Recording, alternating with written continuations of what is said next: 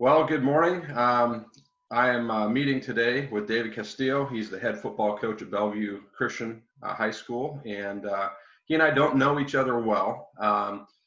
We were on a joint Zoom call with FCA, and I got to hear him give his feelings about what was going on in our country a little bit, and he shared a tweet after George Floyd and Ahmaud Arbery, what happened there, and what he shared I thought was really powerful, and so I thought, I'd love to get him to give his thoughts here as well. So after that brief introduction, would you just start out with maybe sharing a little bit of your background and your story, and eventually we'll get to the tweet that you shared as well. Sure. Yeah. Well, first of all, thanks for doing this. I think this is an awesome project, and a really good way to just kind of document this moment in history that we're in, especially among believers who, I think we're really struggling with seeing God in the chaos of what our country is experiencing, and certainly the racial strife that seems to be bubbling to the surface in a way that maybe most of us of our age group haven't seen. I grew up. I am the son of a single mom, African American dad, actually the product of an affair, which was an interesting thing to live with growing up. Okay, I lost you there right after you said this is kind of an interesting thing to deal with. So yeah, let me see if I can. I'm very frustrated because my internet, I'm actually connected. I'm hardwired right now. So, okay, got it. I don't have any kids on a gaming system. So. Right. No, as I was saying, I grew up, a single mom in rural Southwest Washington. And so most of my experiences were not the Black experience in America, that, the similar experience to some of my friends who grew up in Chicago or in South Central LA, or, in the inner city. My dad's from Brooklyn, Mm-hmm. so I wasn't really in touch with that side. I was more just my friends. Most of my friends growing up were white. I got left alone. I don't think anybody ever asked me what my ethnicity was. I think with the last name Castillo, they just assumed I was Hispanic, and I just kind of let that go. Mm-hmm. I saw racism where I grew up.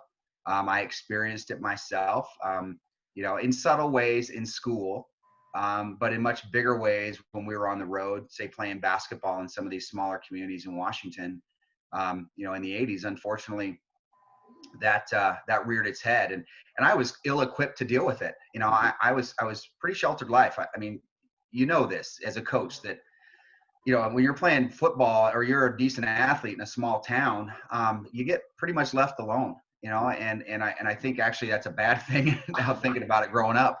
But you get left alone, and you get treated a little bit different. And so I just I was a contributor and a good student, and not a troublemaker. So I pretty much just got left alone. And most of my friends, who are the guys that I got to know back then, are still really close to me now. They just knew me as David. It really wasn't until I went into the service where I really started to experience really the difference in culture. And I really, I started to really explore that side. Most of my friends when I was in the Navy were African American. And then in college as well, it became more prevalent. Actually, I think I probably experienced more racism on the campus of the University of Washington than I did anywhere else in my life, which was just absolutely fascinating to me. So it's been a very interesting evolution for me, to try to come to grips with who I truly am, and then the culture that I identified with growing up. Mm-hmm. And so this moment that we're in, and this has been going on for a while. I really spent a lot of time getting my son understanding where my dad's side came from, and some of the things that my dad experienced.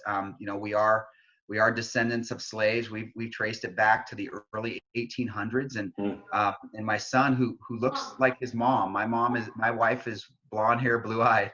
Yeah. Couldn't be more proud of that history, and it's very fascinating to him. But it's just been a very interesting journey, and my dad was born in Brooklyn, grew up in rural North Carolina, and had a Black experience that I can't even begin to imagine. So would you touch on a little bit, you said that, amazingly, some of your greatest personal experience with racism was in college. Yeah. What kind of things did you experience there?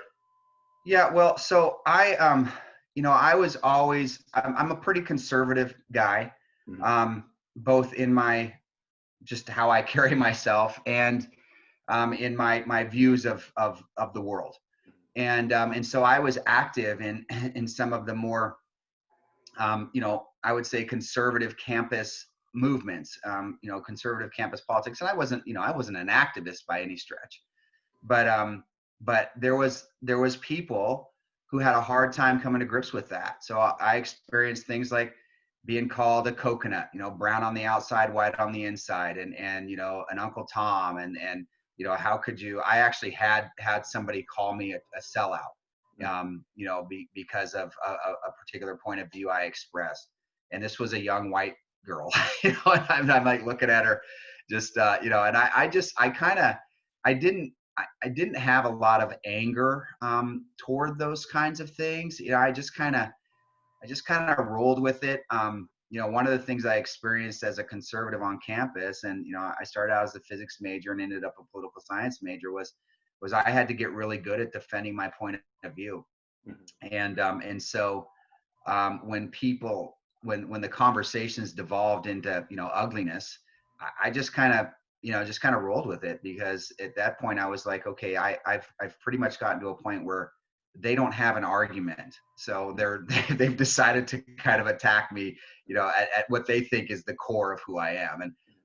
And my racial identity is not the core of who I am. My faith in Christ and my salvation through Christ is how I identify. And I'm God's creation, and he, the experiences that I've had and how I look, he knew before he formed me in the womb that this was who I was going to be. And I think my experience as a half Black, half white guy who basically gets looked at as a person of color has been very unique. Right. Yeah. That really is fascinating. And I think you touched on identity. Your identity is in Christ, and I am the same, right? And I find I get out of balance really quickly if I try and put my identity in my profession or in anything else, right? But your identity, I'm sure, growing up as a young person, I'd like you to touch on this, because you have an experience that I don't think gets talked about a lot. People are classified as, well, they're African American, or they're white, or, well, how about when you're not Black enough, or you're not white enough, and maybe you're mixed race, or you're just lighter skinned, or and so then you're trying to find, well, where do I fit? Because maybe one group says, well, I'm not enough of this, and the other group says I'm not enough of that, and you're kind of just like on your own little island, it seems. Would you touch on that and maybe address other people that are going through the same things? Maybe a young person who's dealing with that. Yeah, that actually that gets kind of emotional for me.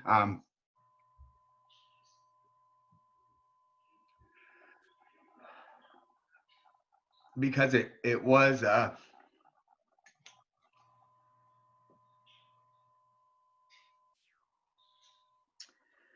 hard, and I had a lot of shame, because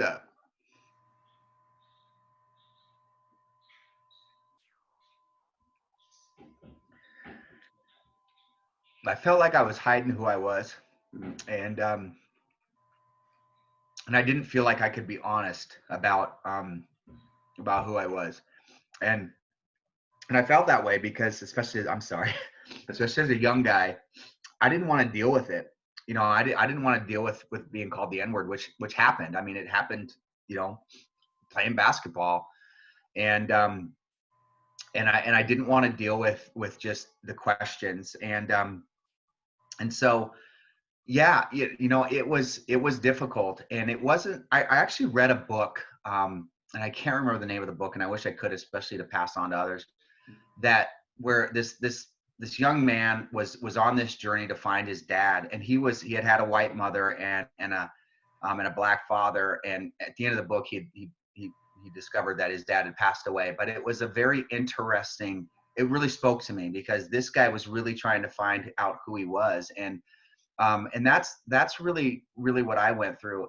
Ultimately what it came down to for me is I knew who loved me, and my mom and my close friends, they loved me for who I was. And I honestly, most of my really close friends, they didn't know until I in my early 20s, I called them all together and I said, I want to tell you guys about myself. I want to tell you my full story, because they didn't know it. And what was interesting is I think a lot of them started to take stock of maybe comments they had made in my presence, or they all went down this rabbit hole that I told them to stop, because they didn't, they were products of their environment as well, right? And not that they were living in this unbelievably racist community, but it was a different time, and people felt free to maybe make comments or little jokes or jabs that were not acceptable then, and certainly aren't acceptable now. So I ultimately, for me, I had to go find my dad, and I did, and I was 36 when I met him the first time, and I needed that because my wife was pregnant. I wanted to know my history, not just from a identity perspective and being a black man and wanting to understand what his experience was, but also from a health perspective. I wanted to know, do I got something floating around? I wasn't until I was older that I finally got tested for sickle cell, because all my doctors just assumed one thing, and they, nobody ever asked me the question until one doctor said, "Are you African American?" I was like, "Yeah, I've never been tested." So, but I mean, ultimately, especially for someone who's in a similar experience, and I know there's a lot of kids like that. There's either kids that are actually, one of my best friends, they adopted a young black boy, and my wife's uncle, they adopted a young black girl, and so in both those situations, I've had an opportunity to just have conversations with them about, hey, look, you're not going to understand what they're experiencing on a daily basis. You're just not. And, talking about things like, you got to find a black barber or you're going to mess them up. The hair, it's not going to be good for them. They're going to get, they're going to get ingrown hairs and stuff. There's just stuff you got to do, and you should know. And so that's been good, because I've had an opportunity to just say, here's my experience, and not really understanding that side, that culture, and really longing to know it. And I just gave them, just encouraged them to look for those opportunities. And that one of my son's really good friends is actually in that exact situation. He's a great young man. He's black. His mom and dad are white. And he and I had a conversation one day. He was just kind of selling himself short. We were at dinner. He was staying over with us, and I said, "Hey man, look," I said, you're gonna have enough people in your life who discount you just by looking at you. You're the last person in the world that needs to be discounting yourself. And I said, don't ever question who you are or your value based upon the fact that you're a black man. And so that's been a benefit, okay, of growing in the environment that I did. And being the person that I am is I think I see that more. I see those situations more than I might otherwise see them. Ultimately, if I was just full on, didn't grow up in the way I did. So, yeah, sorry about that long answer. Oh, no, that's what this is all about, is, to listen and to learn. And I appreciate it very much. So, would you share with me your experience right after the two tragedies, and you were about to go for a jog, and kind of what you shared on Twitter there, and kind of just walk me through that. Yeah. So this was right after Mr. Floyd, and that tragedy happened. I was, I live in a white community. I've had experiences in the past. As in my job, I'm a financial advisor with Edward Jones, and when you start as an advisor back in the day, you just went around neighborhoods and introduced yourself. You weren't selling anything, but you just said, hey, I just opened up this business, and I had several occasions where the cops came rolling up, and I'm in a suit, and and I'm like, I didn't think I was a threat, and but you take some steps. So I've been aware of that. I've never feared for my life or had a fear of violence until Mr. Floyd. I was getting ready to take my dog on a walk, which I do every morning. This was about 2 days after Mr. Floyd was killed. And I put on a pair of black joggers and a hoodie, and I leashed up my dog, and he just happens to be a pit bull, and so all the stereotypes are kind of right there. But I just paused for a second, and I stopped, and I said, I just asked myself if it was safe to go out dressed the way that I was, and if I was making myself a target. And that was really the first time that I'd ever had that experience, and it was really upsetting. And I went on my walk, and the whole time I was just reflecting on that, and I also just said to myself how thankful I was that my son looks like his mom, because he is never ever going to have that experience. He's never going to question whether or not what he wears or how he looks is going to get him killed. And that was it was a seminal moment for me, because I had not given that enough thought. And like I said, granted, I'd had some experiences. I'd been pulled over for no reason, driving in a couple of different spots here in King County, and I knew when I got pulled over why I was getting pulled over, and but you don't get mad. You just kind of just be safe and put your hands on the steering wheel and don't do anything stupid. But this was different. And it really made my heart ache for Black America, and for the country as a whole.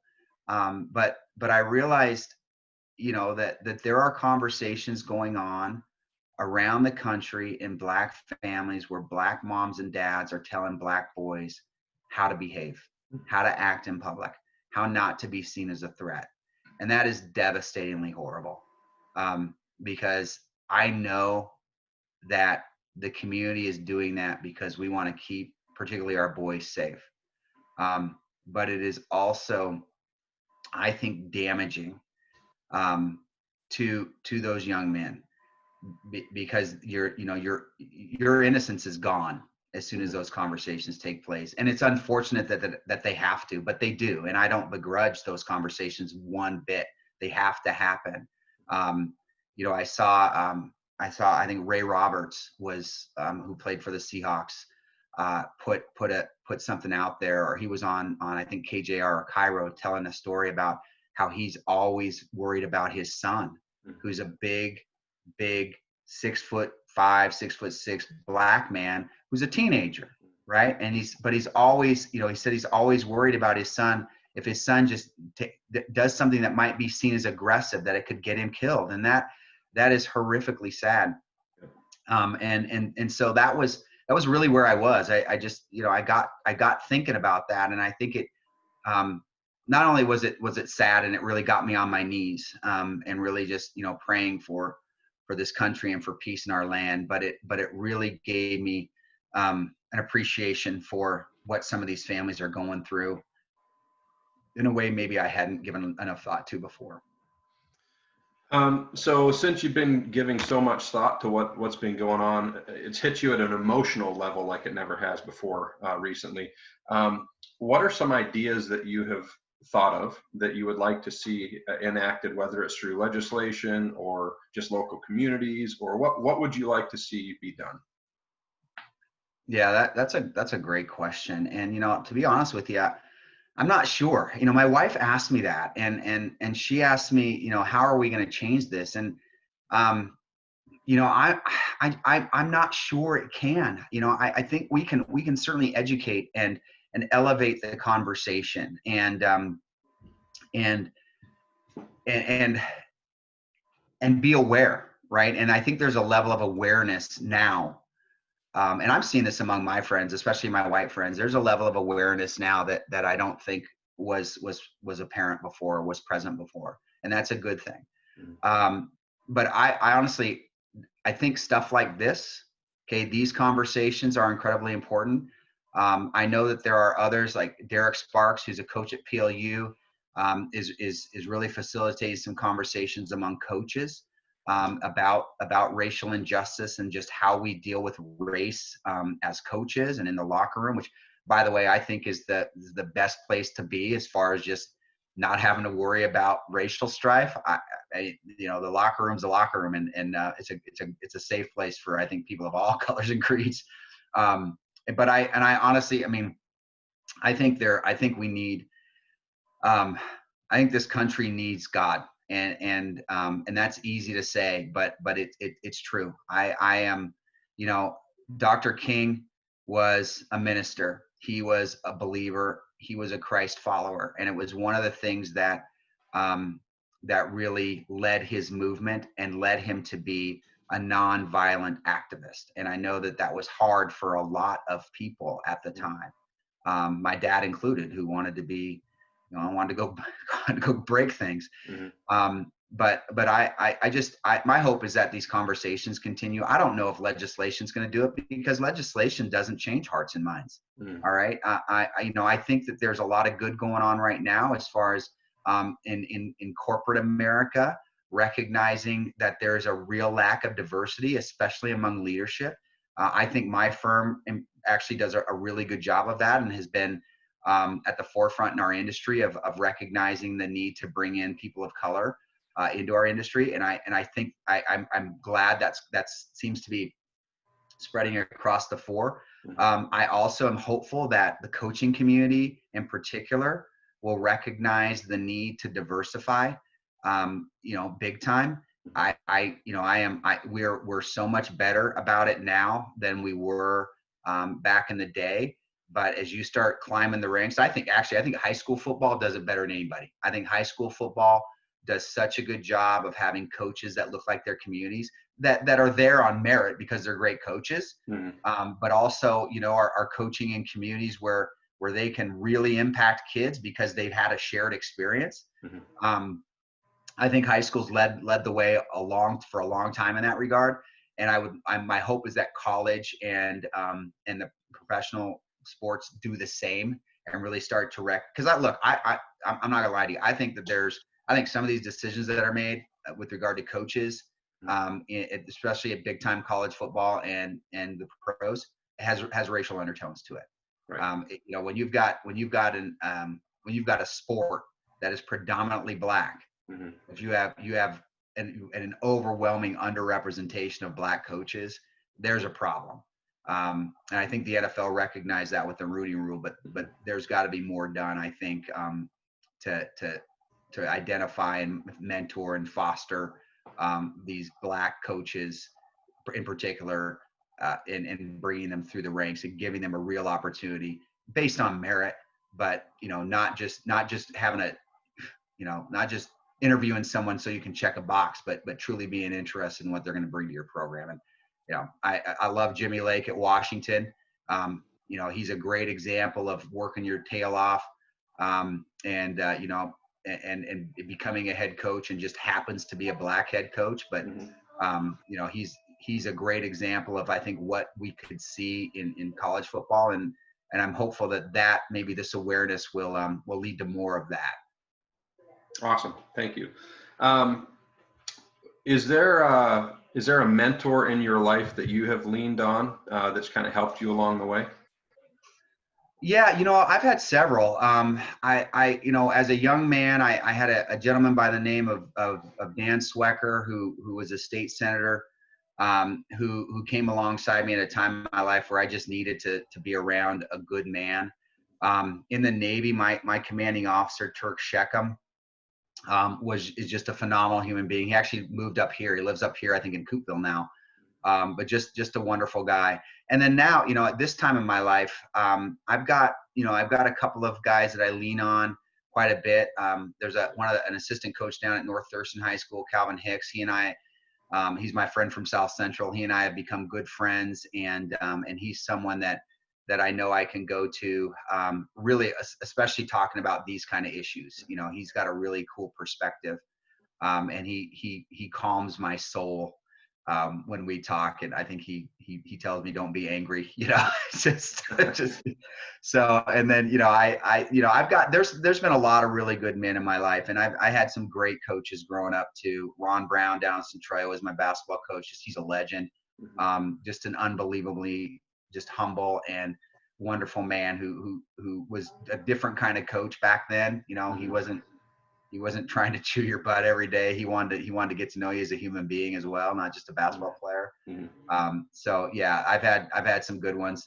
Nowadays it's a little harder as an older guy. I'm 52, and just looking for. That's one of the great things about FCA and the Coaches Corner is just kind of being able to fellowship with other men and women who have some shared experiences and also are followers of Christ, and we can all lean into that.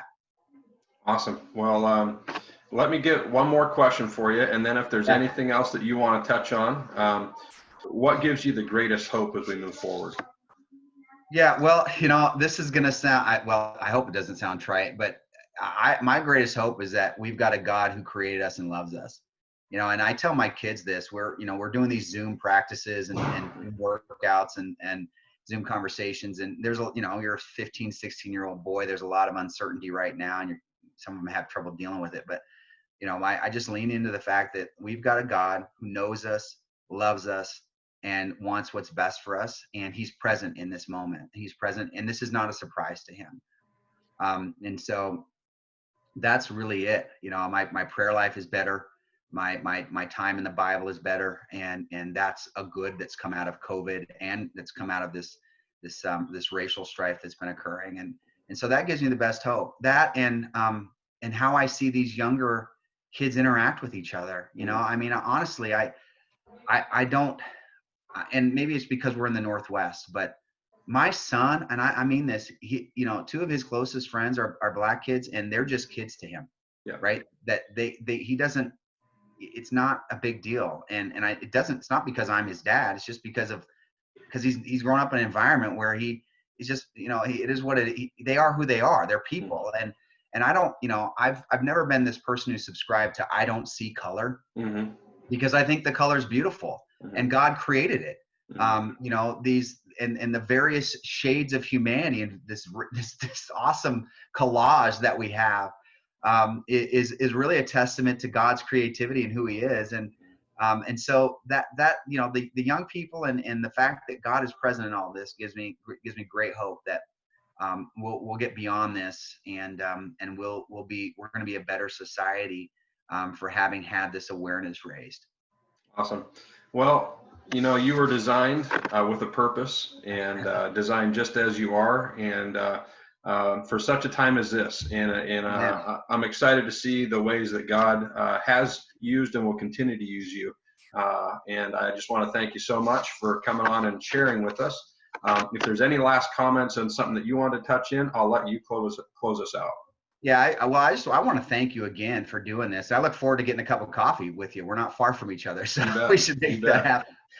And I would just encourage everyone to continue to have conversations about what this means and how it impacts you. Look, and this isn't just Black America. That's, it's all America, and I think it's worldwide, obviously, but America is unique in because of our we fought a war over this issue. But my biggest fear is that there is going to be such an overcorrection that other people in our country are going to feel discounted and less than. And I think I hope that's the last thing anybody wants. And it's certainly not what I want to see. I would love to see reconciliation and conversations like these continue, because I think that's really what's going to bring us through all this, and hopefully point us back in the direction of our eyes on the Lord. Yeah. Awesome. Well, let's make that cup of coffee happen sometime. Thank you so much. For sure. Well, now I can hit you up on Zoom anytime. You got it. Thank you. Yeah, great to see you. Thanks a lot. You as well.